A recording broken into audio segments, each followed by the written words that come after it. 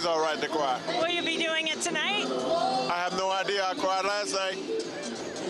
Cried this morning. So I've been doing pretty good at that.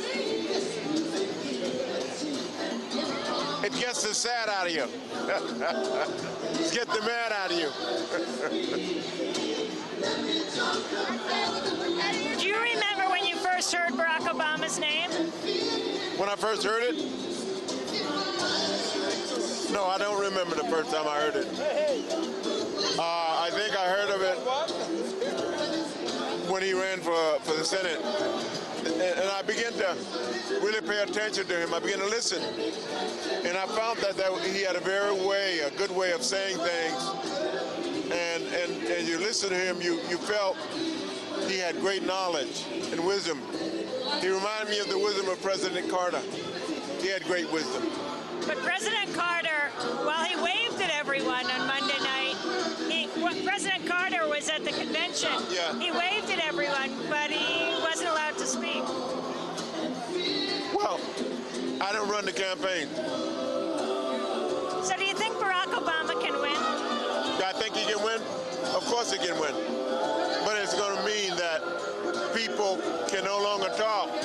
I said I wouldn't go and do something differently in the booth.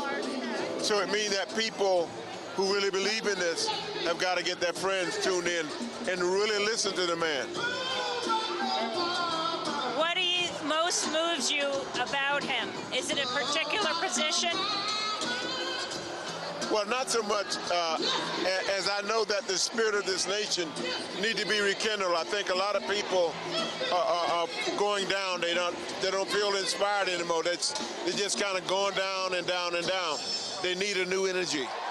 Someone can inspire them to get up and go again, not to lie there, but to get up and speak and do, because that's the only way change is going to come. The American people themselves have to get involved in the process of change. What do you think of the war? Well, no one likes war. War only brings heartaches and pain, destruction, and waste. And you would want all wars to end, that people learn to get along and to talk things through and make great decisions to love one another and to help one another. From La Opinión. I'm a reporter for the largest Spanish language newspaper in the country, and I'm here covering this event. It's a very historic event. It's very satisfying as a reporter to be here. I'm also going to be in the Republican convention, so it'll be interesting to compare the two. And you know, I've been covering conventions for many years now. I think this is my 7th or 8th convention cycle, and I've never seen such an interesting cycle as we have now. It's really different.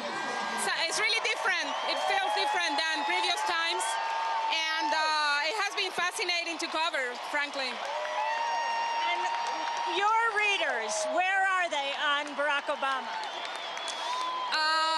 Well, as you know, Latinos were very heavily for Hillary Clinton, but from all the polls that I've seen, they are now very heavily for Barack Obama.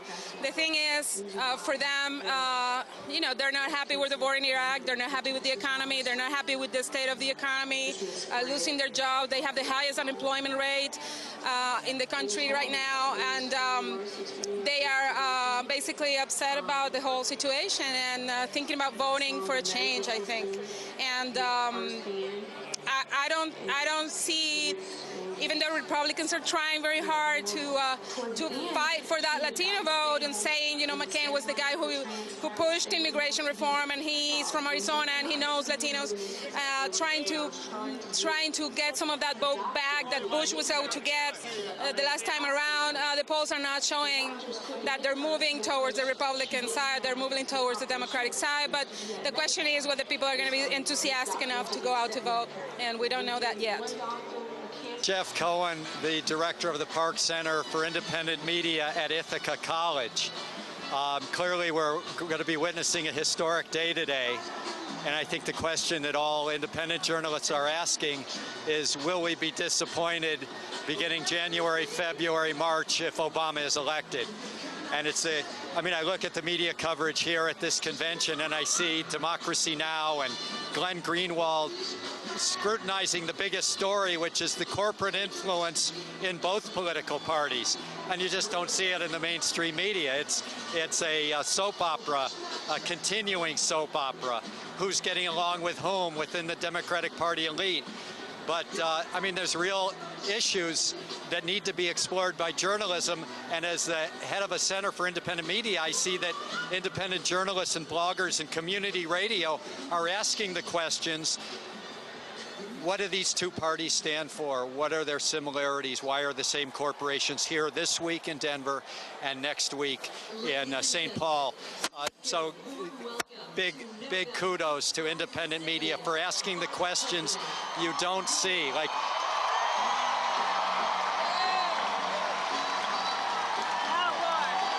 real quick, MSNBC in the last couple days, there's been a soap opera as people debate each other on the air. Who likes each other? Who hates each other? It's all become so insular. And the big issues, if you watch MSNBC hour after hour, you just don't get them. Even Rachel Maddow, who's so great and really knows policy, what do they have her talking about hour after hour? Horse race, strategy, polls. You want to get the big issues. The so-called mainstream media aren't covering them. The independent media are. I'm John Lewis, congressperson from the 5th District of Georgia. I feel very, very good. I feel deeply moved by what is happening, what is about to happen. It's one of these moments in our history that I will never, ever forget. I never thought I would live to see this day. Talk about this day 40 years ago. Well, this day, 45 years ago, 45 years ago. we were in Washington, more than 250,000 of us, black and white, Protestant, Catholic, Jews, people of different background, rich and poor. And we were armed and inspired by the dream of Martin Luther King Jr. That one day we will make it possible for people to be able to register to vote. In many parts of the South, people could not register to vote simply because of the color of their skin. And we changed that. Your speech had to be changed to be toned down 45 years ago. What were you trying to say? Sorry, the interview is over. You're done. Let's go. We gotta go this way. Let's go. Well, all right. Guys, you gotta start moving. Just this last little bit. Tell them this. This is a great man here. Secret Service has asked if this area is locked down, so you guys have to go. But this is not Chicago in 6 days, so don't create a problem. Listen. Don't create a problem.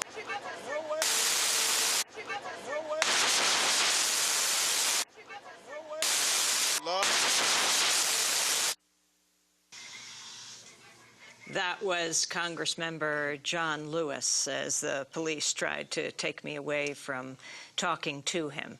John Lewis was there 45 years ago when Martin Luther King gave his address on the Mall in Washington, D.C. In fact, John Lewis, as a young civil rights activist, also gave a speech that day. We'll talk with Michael Eric Dyson about that. He's coming up in our next segment. This is Democracy Now!, democracynow.org, the War and Peace Report. We're breaking with convention here in Denver. Stay with us.